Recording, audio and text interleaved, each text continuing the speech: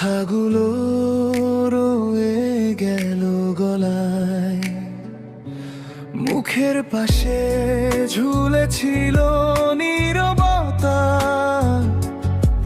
চোখের ভেতর কত সব ঝরিত ছিল হায়। কি ভুল ছিল আমার প্রিয় বলেই যদি যেতে